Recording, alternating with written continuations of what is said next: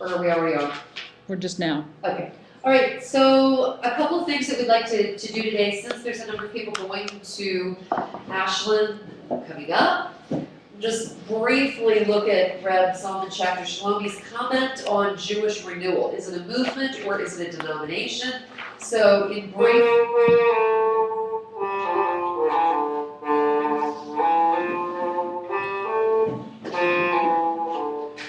my feelings are that when it becomes a denomination, it creates a problem for itself. It has boundaries that it shouldn't have.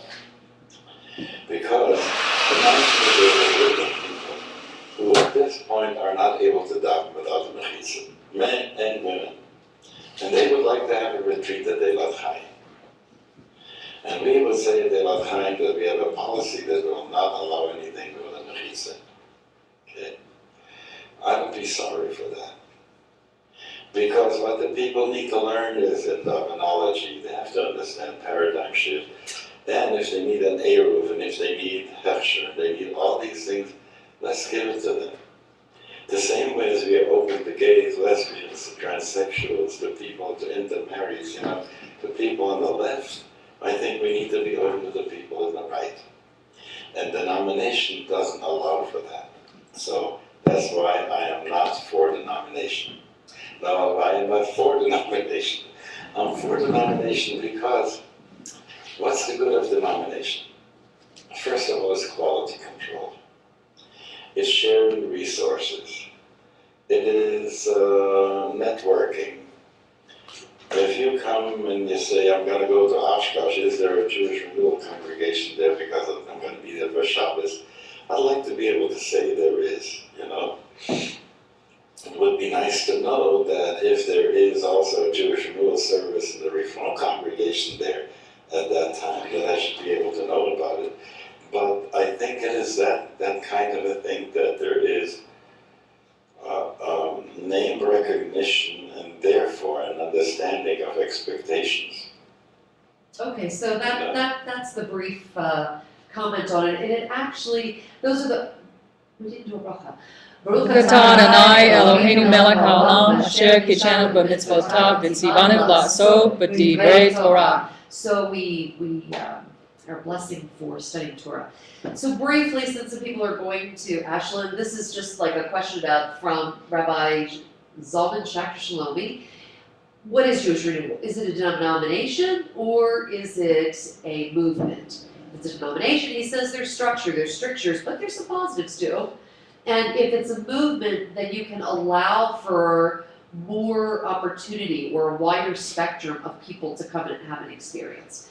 So I think that that in recognition of Judy's post with regard to maybe liberal and conservative, there's pluses and minuses in both, and then there's also that notion with regard to integral, which pulls both perspectives and sees the wisdom in either one. I looked through his website. It's he's just exactly the congregation I'd like to belong to if he will be here. Yes, exactly. Yeah.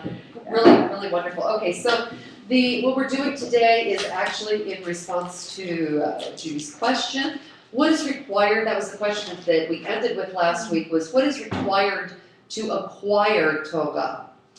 So, Dan, could you pick up?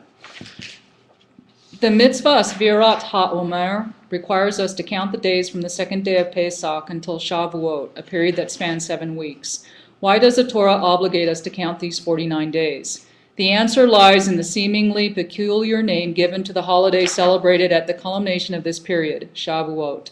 The word Shavuot means weeks. The festival of Shavuot celebrates the most important event that ever occurred in world history since creation, our receiving the Torah at Mount Sinai.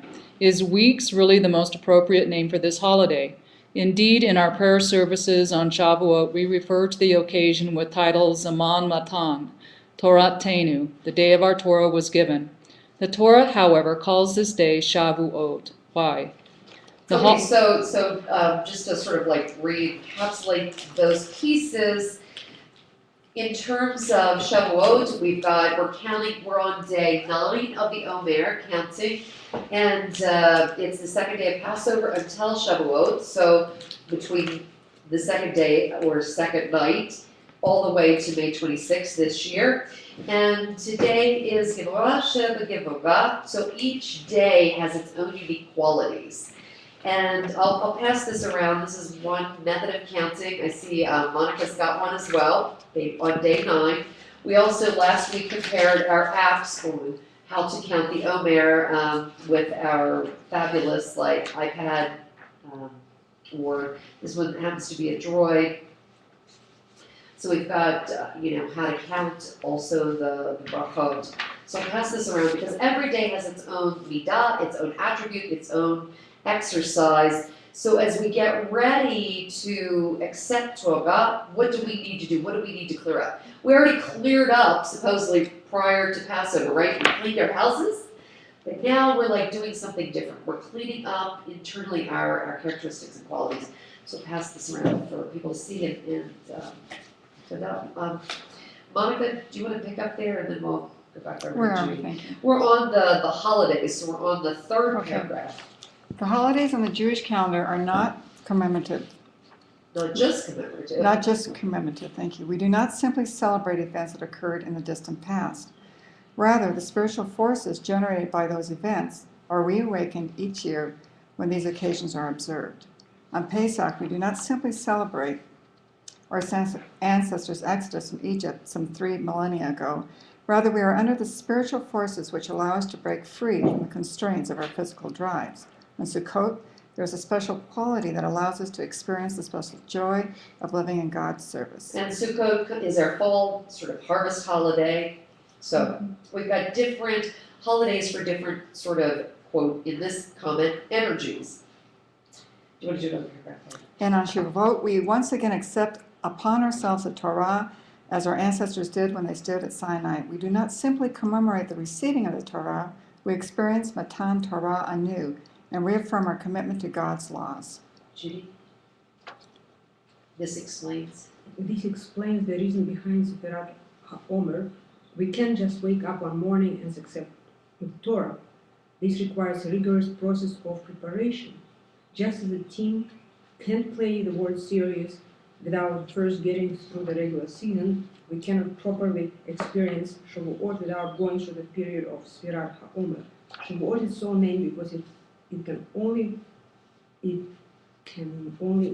be observed after the weeks after a period of preparation.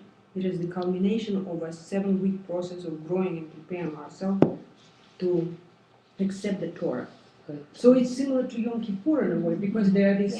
There's We're always working these on periods our of time. We warm up in the month of Elul for Rosh Hashanah and then Yom Kippur, and here we're warming up to Shavuot. Leah, do you want to pick up this also? This also explains why we count upwards rather than downwards. Usually when we count in anticipation of an event, we count down the number of days remaining. During Sefirat HaOmer, however, we count upward from 1 to 49. This is because in this period we are building, developing ourselves, and advancing one step at a time in preparation for the Kabbalat HaTorah. Or receiving the Torah. Go ahead, one more paragraph. The Mishnayot in Pirkei Avot list 48 Kinyanei Torah, which means the means whereby one acquires Torah. Acquiring Torah is different from learning Torah. A housekeeper very likely knows every room, closet, cabinet, and drawer of the mansion where she is employed, perhaps even better than her boss who lives there, but she is not the owner. A person can know Torah without possessing Torah, without it becoming a part of his being and essence. Okay, so can we see the difference between these two methods, right? Because we could study, but acquiring Torah has its own unique meaning.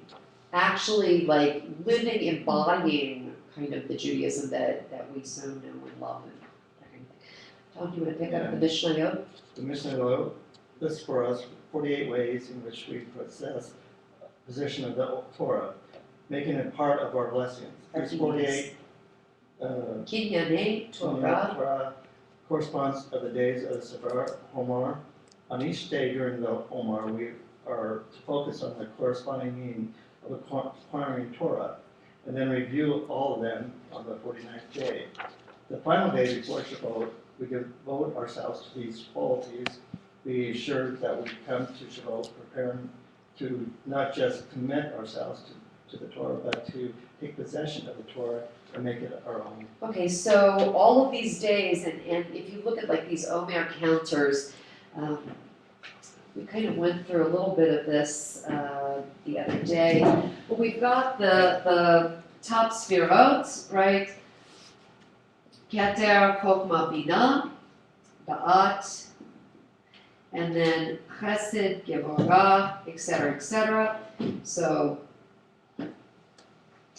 we are currently in this one here. It's called Gevorah. And within each of these 7 lower Sefirot, there are more of each of these. So I don't know how to describe it other than within each of these are these lower 7. So 7 within this, within this, within this, etc. So here we're in sort of like strict justice. This is the element of the day. Strict justice of strict justice. So Gevorah, Shem, Ba, Gevorah.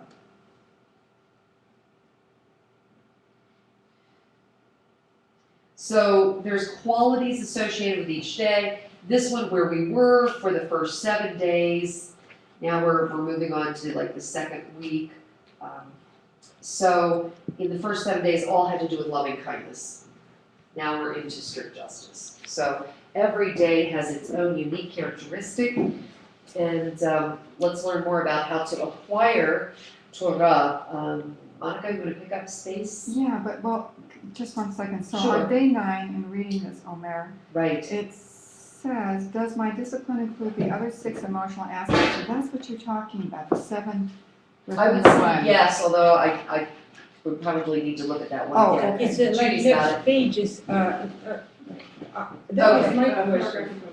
The paragraph before the last, okay. Why do I have problems with discipline? What can I do to enhance it? Do I take time each day for personal accountings of my schedule and accomplishment? Does my discipline include the other 6 emotional aspects, That's right. without which discipline cannot be effective? So yeah, as we move through the Omer, one of the things that happens is we learn more about these 7 lower Sefirot. So each day is giving us a little clue, a little clue, a little clue. So all during the second week, we're into this section of strict justice. The first week, we were all into the section of loving kindness. When you can even have discipline in loving kindness, but it's the loving kindness with the discipline underneath it. So it's like being in the discipline, everything else flows under that umbrella, the Sefirot. But here, on the next page, it says, like, this is discipline and discipline today. Right, And then and so the next compassion one and is- discipline, endurance and discipline, humility and discipline, that's Yes. what these, oh, Yes. Does the So emphasis of the they 6 all is evolve under the umbrella of the discipline, Thank you. where the last 7 were all You under have this kindness. Yeah, I have that. I got that my first year. And then I have the one that's in here. And it's saying, you know, do I need to let someone know what their shortcomings are? Or is it a good thing to say it? So it's like knowing when to speak up. As a When not to. discipline. Right. When not Yeah, to. when not to and when to Yeah. speak up. Right. Okay, so go ahead. Okay, so I'm on space. Space, What's that? Is there answer to that question here? You have to use good judgment. That's part of your discipline. Space does not allow us to go through all 48 Kinyaneh. Kinayeh Torah in this text. But we actually, I found a list for them, so we're gonna like look at them briefly. Okay. But it is worth presenting a brief sample. The first quality is Talmud study, which might seem obvious, but conveys a critical lesson. There are no shortcuts. Somebody who is serious about acquiring Torah must in time and effort diligently study. It is not enough to read a few easy books and articles. He must rack his brain, delving into the complexities and Intricacies. thank you, Yeah. of the Torah law. Go ahead. The second item on the mission's list is the Shemi'ah Hazozen, listening with the ear, which refers to comprehension. If we hear something in the shur that is not entirely clear to us, we have to ask the rabbi for clarification. If we I read, didn't write this. I know. Sure. If we read a passage that we do not fully understand, we need to think it through patiently until it becomes clear. We must treat the Torah classes the way we would treat somebody who came to inform us the lotto numbers for that week, being attentive and ensuring to clearly understand every word. So how many of us really listen the way we would listen about lotto numbers if we were holding a ticket? Do we listen that closely and that conscientiously to each? Well, I just find that people hear the same or read the same sentence and see totally different things. That's correct. And it's very hard to, Because often we're seeing through our own lenses without being Yes. able to do that shift of what, if I were Monica, what would I be thinking when I saw this? If I were Diane, what kind of a lens would I be seeing these words through? but academic studies for us prepare us to be very analytical and critical of whatever we read. And I Sure. think it would have been much easier to read Torah in like the Soviet Union, where everybody's prepared for 10 years of school to listen to what the teacher says. Then this is very individualistic society, and it's very hard to come to common denominator. And there are a lot of positives about that. Yeah, and there's positives on each occurrence. So when you have a lot of people who are highly educated, if you will, under those circumstances, then you kind of gather that people can have differing perspectives and still share. Sometimes when people, don't have that like frame or outlook, then it's harder to sort of like dig people out of their own particular and only in singular perspective. Yeah, but that's often like higher education, which is one of the things I think that Rambam says is someone who's not learned cannot be a Torah scholar. So in other words, unless you actually, in his opinion, Well, unless you actually, and of course he did, I mean, he was a He did. physician in addition to everything else he was, and Mishnah Torah and all the things that he wrote, but unless you have that ability to sort of like open up the book and understand there's different perspectives and people have different ways of looking at things, it's hard to quote acquire Torah in the sense that they're talking. Okay, so where are we at? Monica Next just page. read, okay. Another item on the list is mi'ut shena, diminishing from sleep. One cannot hope to accomplish in Torah without diminishing from his relaxation time. A man who works all day has no choice but to either wake up early for a pre-dawn shur, stay up late after work to learn, use his lunch break for learning, or all of the above. Likewise, the Mishnah lists me'ut ta'anug, diminishing from our physical pleasures. Acquiring Torah demands sacrificing comforts and pleasures, diligently exerting ourselves at the expense of worldly delights. And I think that in fact, when I was at the baccalaureate last night, that was kind of one of the it's almost like Maslow's hierarchy. We talk about physical pleasures, right? This was Delphere Pinson, who's on Facebook, one of his comments. We talk about physical pleasures, and then we talk about the emotional pleasures of having, first, here, wealth. People want wealth, they want to like keep up with the Joneses or the Smiths or whoever they are, they want to acquire something to put in their pocket. For the people who are interested in being accepted by their group or being friends or whatever that is. Next, kind of, where are your priorities? For some people, it's an intellectual thing. I want to view my world differently. I want to grow. I want to physically understand in my brain how the world is moving. Was this the one that he wrote on the energies of the week where he was, Yes, and this, then this was on our Facebook site, so Right. yeah. And then the next one is spiritual. transcending? And almost in some ways, I think it's kind of like we were talking before about Ken Wilber in an integral approach. You want to not only transcend and understand the things of God and the universe and that kind of thing, but yet you want to understand the value in each of these, be able to shift gears in between the perspectives, because each of them have their own value. Maslow's hierarchy, if you will, doesn't just take in, the physical pieces down here and the self-actualization at the top. Right. You need a whole piece Right. on the pyramid, right? Kind of like Rabbi Akiva. where he was so grounded that he was able to transcend but come back down? If you're speaking about the peace in paradise, so there were four rabbis who went to Pardes, or paradise. So one cut the shoots, whatever that means, maybe became a heretic or apostate. One died, One went crazy. and only Rabbi Akiva was the one who was able to ascend to the heights and then come back to reality. And they portrayed him as someone that was very much in the physical, the emotional, and the intellectual. In modern slang, we call it, you don't want to be so spiritual, you're no earthly good. And he was grounded on the earthly level, so isn't that what basically his message is? Probably one of many.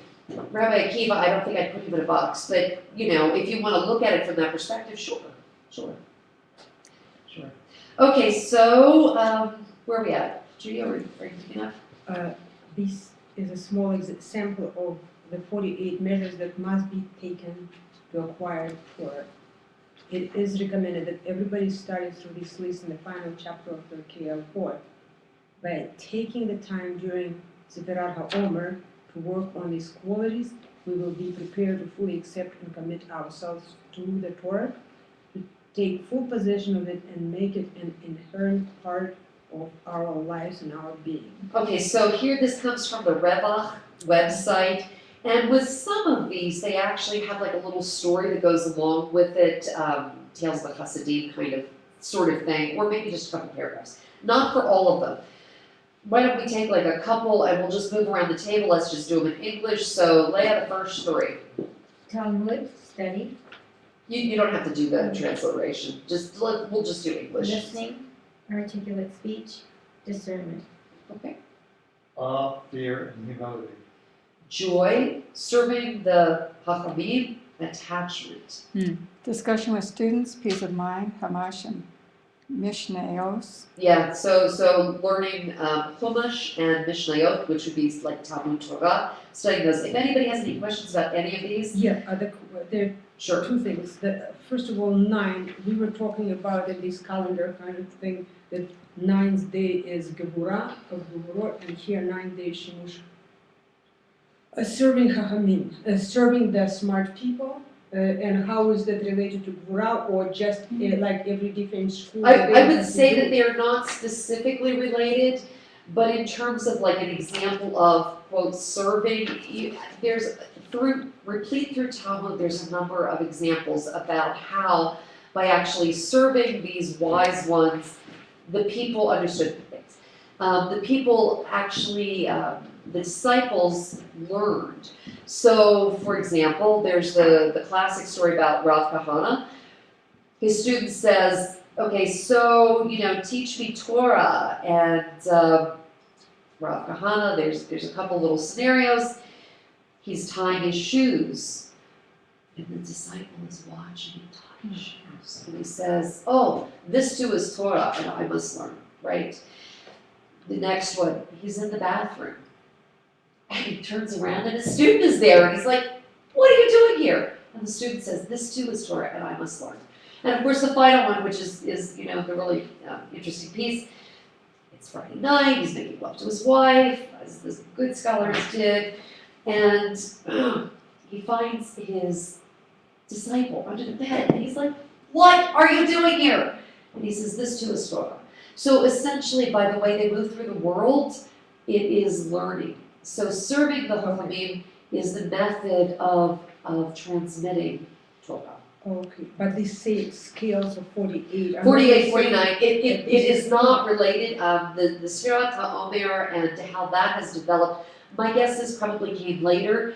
These 48 are part of Pirkei Avot, which is part of Talmud itself. That's part of Talmud itself, and these ones are more like Hasidic layers on top. And I wouldn't call it like Hasidic from Baal Shem Tov. I'd say probably 1500s would be my guess, but I'm not 100% sure, so that would just be my guess. Okay, so where are we at? 14, purity, limited sleep, limited speech. 17. Oh, limited business, limited laughter, limited earthly pleasures. limited mundane activity, patience and tolerance, good-hearted. Trusting the sages, acceptance of suffering, knowing one's place. Happy with your lot, protective measures, claiming no credit. Beloved, loving Hashem and mankind, loving rebuke. Loving the righteous path, fleeing honor, not being arrogant in learning. Not happy to paskin. Paskin, which means not really wanting to make a judgment and or decision about a particular issue that has arisen. Sharing the burden of others, judging favorably. Setting him straight, charting the peaceful course, thinking deliberately in learning. Asking relevant questions, listening and contributing, learning in order to teach. Okay, let's see. 45. 45. Learning in order to act, making his Rebbe wiser, pondering what he learned, attributing Torah to its source. So this last little piece of Hashem Umaro, we're making sure that we always attribute, like footnoting, when we do papers, came first in Talmud. But this not happy to paskin or not happy to make A judgment. this judgment, is it related to like some rabbis who have disciples around sometimes refuse to decide on whether something is kosher or not and let somebody lesser knowledge to make decision because And under those circumstances, the goal would be perhaps, it's the classic case of the older woman comes and says, Rabbi, is my chicken kosher? It's the only one I've got, it's been checked in, so the rabbi opens it up, and isn't looking to make sure all of the organs are perfect, right? So, because you want to be able to kindly judge in that case. So maybe giving it to somebody else who doesn't have so much knowledge, that way you kind of get what you need done, right? You get to point B. That's the goal. And that way you don't have to be on the line for making a judgment, letting someone else deal with it because they don't know as much. this was in a context that the person at the very top of the table will have this side and that side. They'll know how that there's pluses and minuses to this decision, and if he makes the opposite decision, there'll be pluses and minuses to this also. So I don't remember the whole story, but basically he just gives it to the disciple to resolve, because hopefully this guy is not as learned as he himself and will be able to. And in some cases, there could be 1,000 reasons why the rabbi chose to do that, to sort of grow up the disciple, to have them sort of learn and have that experience, all of those things. So, yeah, or maybe, he just didn't want to have to make the judgment that he would make for himself, which might be stricter part of the law. So, yeah, all of those pieces. Okay, any questions about these 48 ways to acquire Torah?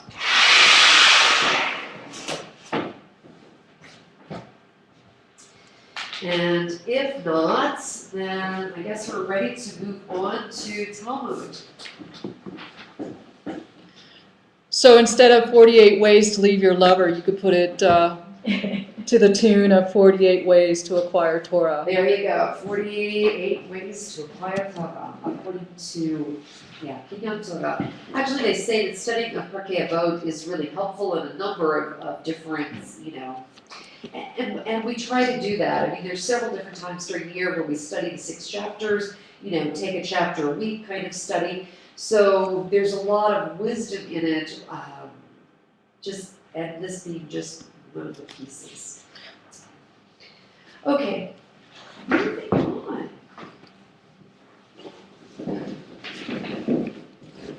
And what page are we on? And Leah, actually, you could use this book if you wish. We're on page 157. And the last pieces we were talking about, and it was kind of funny, we saw on our Facebook site, something about the problems with Imam Haaretz. And Barbara had mentioned, why didn't I know this earlier? I think referring maybe to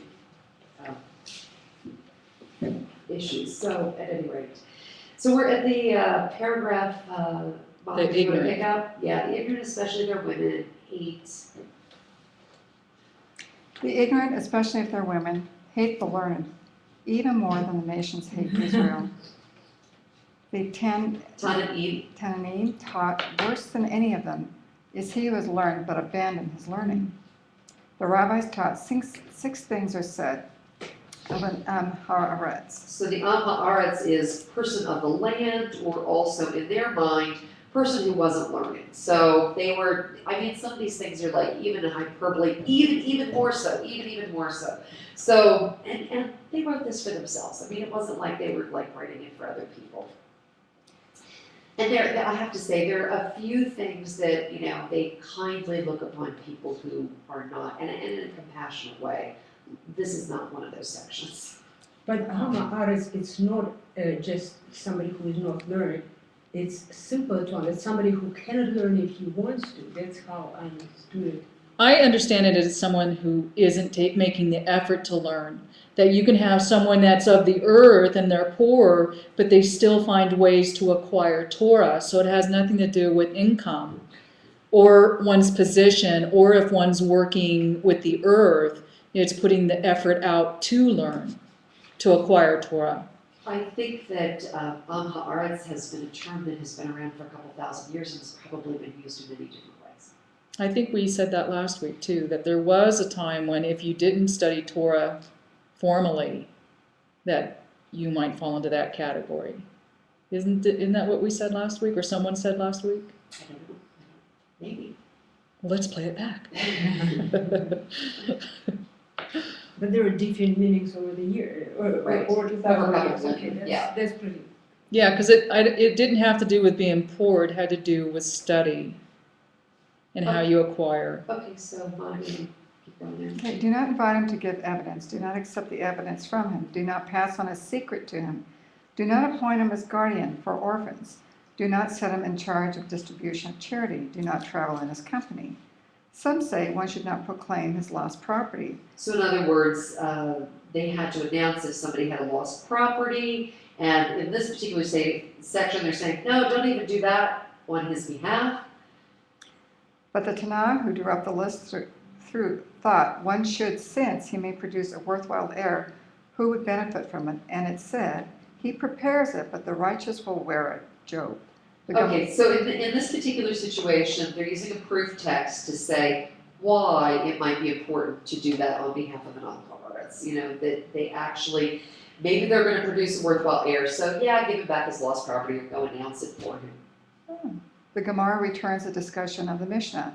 The same applies if someone left Jerusalem and discovered that he's still carrying sacred meat. So remember that this was a problem if you passed the Temple Mount and somebody was still carrying this sacred meat. Depends on how far past, but if they hadn't passed the Temple Mount, they had to go back. So they're using this, and our overarching discussion is, what do we do about the chametz that's in our house? You know, or, you know, when it's Passover and you want to make sure that you've gotten it out. So these are examples that they're pulling from, and then of course digressing kind of like a whole telephone conversation. Does this imply that Rabbi Meir holds that an egg size is significant quantity? But Rabbi Yehuda holds that even an olive size is significant. As against that, a Mishnah states, what is the minimum quantity of food for which the zimun is is required. required? An olive size, but Rabbi Yehuda says an egg size. So in that paragraph, they're trying to figure out what's the minimum size that counts. If you're carrying sacred meat, if you have chametz, or if you've eaten and you need to do the blessing. So they're pulling each of these examples and saying, okay, what size matters? Does an olive size matter, or does an egg size matter? What is zimun? Zimun is birkat hamazon. Oh, Zimun would be yes. the invitation. So here's a zimun's formula introducing grace. Oh, grace is the prayer. The meaning. Okay, I get it. Among the quorum of three or more men. Judy will figure it out. Don't even want to pick up. Isn't it fun when you figure it out, though? Rabbi Yohanan said, reverse the opinions. Abaya said, don't reverse the opinions. There they argue from proof text, but here they argue by reason. Okay, so there's two ways, at least, that the rabbis argue. often they're using proof texts, often. But otherwise, they may be using just logic to get to the right answer. Typically, when they're using that, it's called Svara, or logical deduction sort of thing. So, as we may remember, the rabbis don't always use like Aristotelian logic.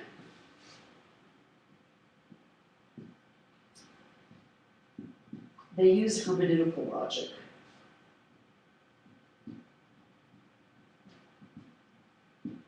And one of the ones, can anybody think about any of the examples that we've used in the past for logic?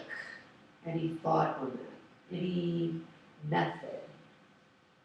If it's not good to light a candle during the Shabbat time, then how much more so during the hard time? And what's that called? What is that method called? I forgot. Kal Homer, yeah. But they're like student principles. 13 principles of getting there in terms of logic, right? So from easy to more difficult. Does that fall under the Svara logic? Svara is generally speaking logic. And that's what they Oh, that's just what it means? So it's reasoning to deduce a Right. Severe in modern Hebrew is reasonable. There you go. reasoning. Okay. Reasonable. So Kal V'chomer is just one of the principles. So if you can't do something on Shabbat, how much more so you can't do it on Yom Kippur? Right? Because it's a bigger chag. It's a bigger holiday. And right? so that just by deducing, you come up with the easy to more difficult and you reason it out. This is one of the Subcategories of Okay, reasoning. The other of 13 categories, general categories. Another one that I think we've talked about in this class is Gezerah Shava.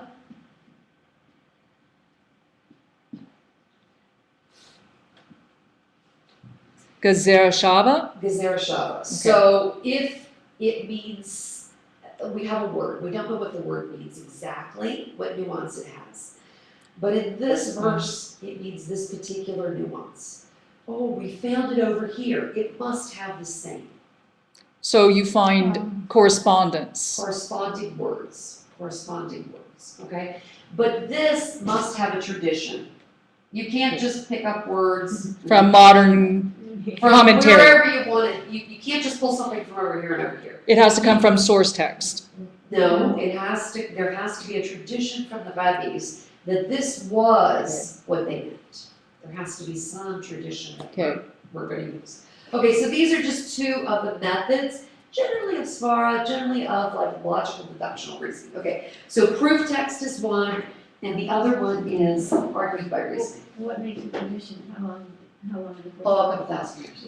So Herman, I mean, it has to start somewhere. Right, but yeah, well, actually, I mean, it's a good question, and I'm just being a little, I know. Okay, so if this was decided, usually the time link is Shulchan Aruch, which was done in the 1500s by Joseph Caro. So Rabbi Caro, who lived in Tzfat, he wrote it. He said, this is how we do things, this is how we do things. This is the halakha, this is the Jewish law. So if we can trace it back to him, then okay. So 1500s. so basically the hermeneutical is the source text? No. Hermeneutical, let somebody look it up on your Google and we'll find a good definition for it. In the meantime, can somebody else pick up? We just on page 158, right? Yep, 158. At the top. At the top, Abaya. Rabbi Yohanan. Said reverse thinking. So that had to do with, like, was it an olive size or was it an egg size? Abaya is saying, no, don't. There they argue from proof text, but here they argue for reason. There they argue from proof text, Rabbi Meir holds, and you shall eat from Deuteronomy. Okay, you shall be satisfied and you shall bless. Okay, so this is where they draw specifically why we need to do Birkat Hamazon. Right. Why do we have to do grace after meals? It's from Torah, it's from this verse. And they're taking it very literally. You eat, you're satisfied, you bless. Okay, and you shall eat refers to eating, and you shall be satisfied refers to drinking. Eating implies, as a minimum, an olive size, so one should bless, including zimun, even for an olive size. Yes. So one has to do all Birkat Hamazon just for a tiny little size. Okay, but Rabbi Yehuda holds, and you shall eat and you shall be satisfied, implies eating that gives satisfaction, and it is an egg size, hence the requirement to bless commences only when one has eaten an egg size. Okay, so we've got a disagreement between the two. Okay, here in the Chametz case, they argue by reason. Not by sources, but by reason. Right. Okay, Rabbi Meir holds that the quantity for which you are obliged to return is the same as the quantity that you are susceptible to impurity. Okay, so this was return. In other words, we're back to the issue that we had previously. Do you have to go back to your house if you realize that you're on the way to a feast, that you left this little piece of comments in your house? Oops. Okay, one of the issues was, do you have time to return? Mm-hmm. And if you don't have time to return, then what's priority? If you know you need to go help somebody who's being, there's robbers or there's a fire, okay, it's more important. The comments is less important, right? Right. So this was an issue of priorities. Okay, so and go to ahead. attend the Brit also was the priority. Attending a Brit, right? Just as the quantity susceptible to impurity is an egg size, so the quantity for which you are obliged to return is an egg size. But Rabbi Yudas holds that the quantity for which you are obliged to return is the same as the quantity that is forbidden. Just as hametz of an olive size is forbidden, so the quantity for which you are obliged to return an olive size. Okay, so an interesting situation. Typically, one of the ways that we've gotten around it over the last couple thousand years is to actually levatel or bitul any comments that's in the house during Pesach, right? You actually say that you clean everything, you take the feather and the candle the night before, and then after that, you say, you sold whatever it is, if there's any extras, and then you said your blessing that there is no more. There is no more. Okay, Leah, you want to pick up the Baraita? Which Baraita is an outside text coming into Talmud. And this says that the hermeneutical is interpreting scripture, Okay, so hermeneutical logic is a method. of interpreting source texts. Okay, That's correct? That's right. It's not only for Hermeneutical Torah. principles. It's not only for Torah. It's And- not the reasoning. It's so it's more for whatever source one is pulling from. Christian hermeneutics are different principles, but it's all called hermeneutics or whatever you pronounce. I think that's just a general term, because I've seen it for Jewish scholars her issue also. with what you said had to do with, you had said it's for source text, Uh-huh. and I think she's broadening it to more whatever it is. It's whatever you're looking at. Hermeneutical Yes, is yes. applicable to whatever. Right. Okay. So Leah, a Baraita states. A Baraita Not just states- Christian. A Baraita states, Rabbi Nathan said, in both cases the measure is 2 eggs, but the sages did not agree with him. The next collection connects with the previous Agada. Which is the Agada is kind of like Haggadah. That's what we do on Passover. We tell the story. So the previous kind of story. Through its concern that social position should be determined by learning. Okay, so here we've got the smart people are kind of better in their minds. I mean, you gotta. We take our texts as we find them, and it's so interesting.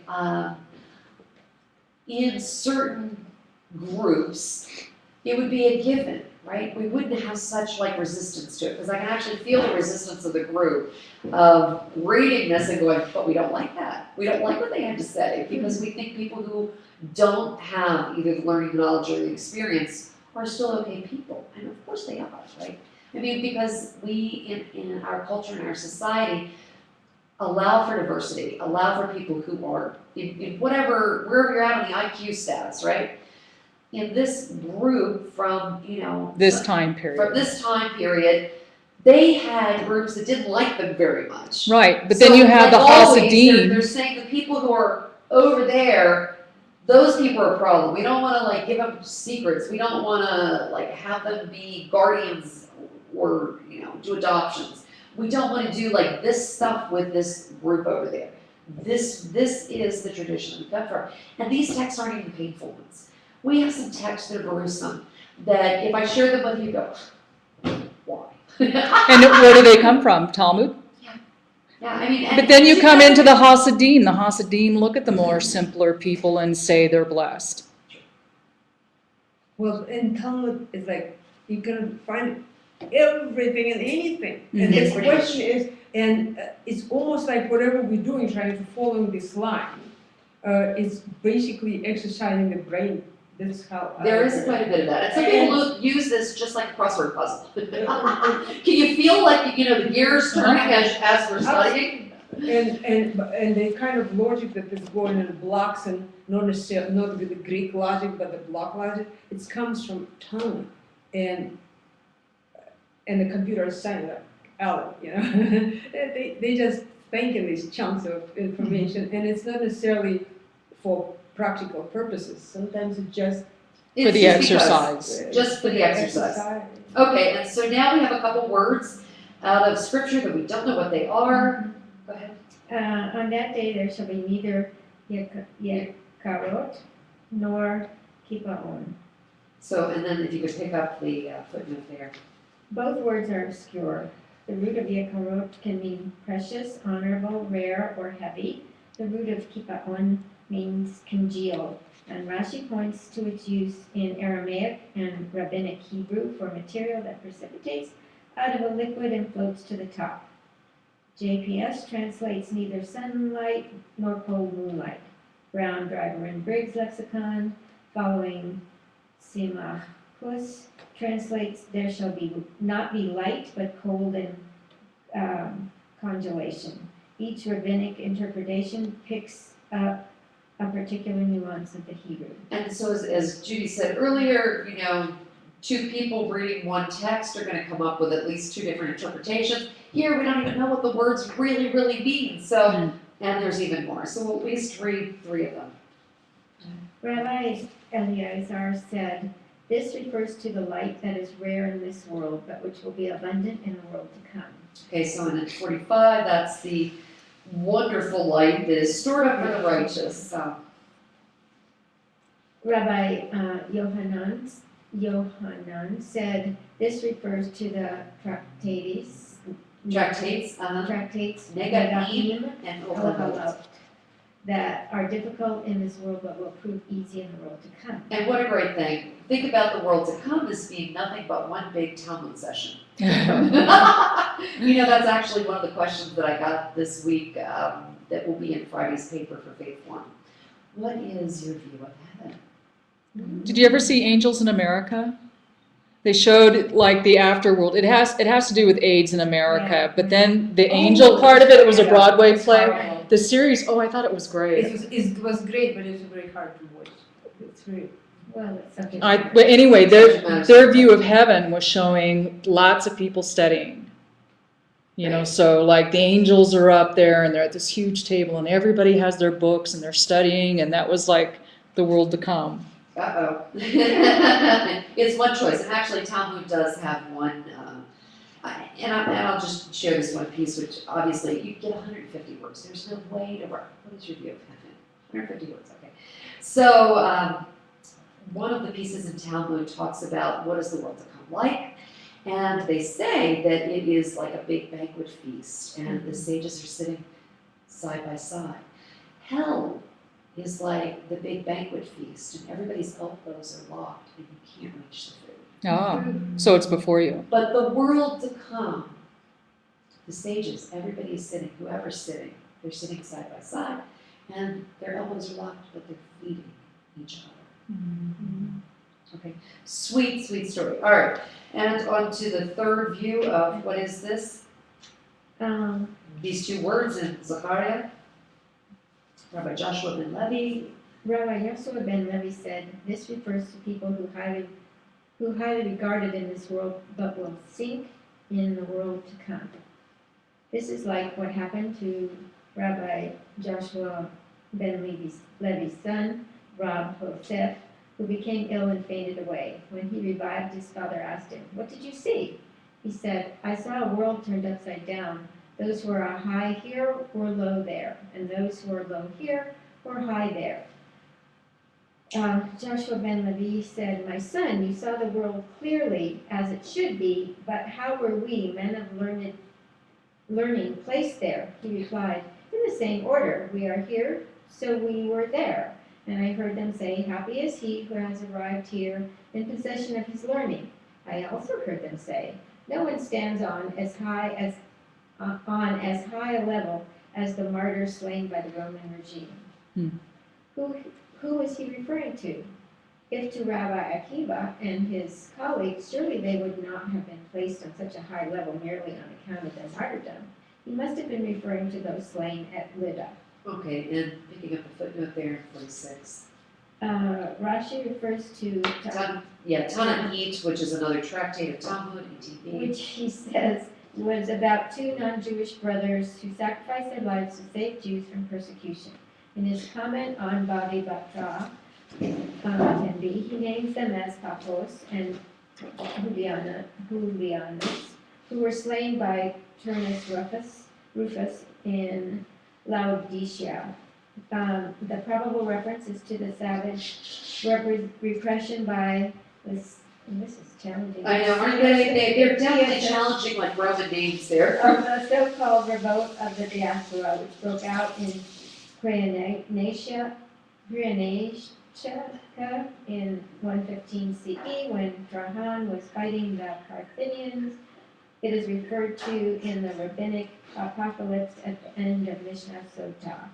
Okay, so that's great. All right, essentially, so this is a famous story, this little piece of Agada that he became ill and fainted away, and he saw the world turned upside down and quote the other world. So maybe caught a glimpse into Olam Haba. Those who were high in this world, in other words, those who were rich and famous in that world, where it was just turned upside down. Okay. But the people who were learned, people who went there with their knowledge, were in the same spot. So. And here Rabbi Akiva talks about, Rabbi Akiva, as Diana pointed out, was certainly one of the rabbis who made it up and back from paradise, but there's a lot to his story. He was the one who started studying at age 40 and became a great Torah scholar. So was he considered an Am Haaretz prior to his 40s? Sure. Yeah. So he changed his life around, becoming a very studious kind of person, and he's the one we always use as an example of, if Rabbi Akiva can do it at age 40, then maybe there's hope for the rest of us, right? Okay, so we'll move back into talking about Passover next week at page 159. The Bava.